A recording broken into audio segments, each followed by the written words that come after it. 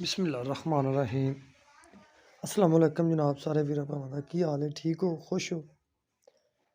तो मेरे भैया अज तरीक है 19 दूसरा महीना 2024।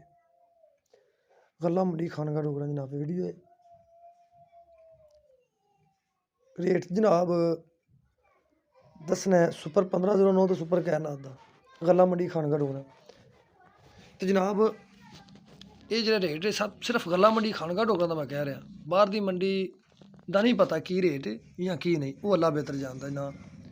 क्यों अज जो साड़ी मंडी का रेट है गल्ला मंडी खानगा डोगरा का वो ही दसना है। क्यों मैनू उस चीज़ का पता, मैं तां दसा कि ये मुंजी तरह मंडी जी है बाबा रेट दे सिलसिले नाल चंगी आप रही है, ठीक है।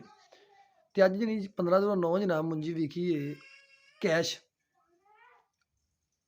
5000 तो 5100 तक सुपर 1509 जनाब जी विकी है सुपर कैनात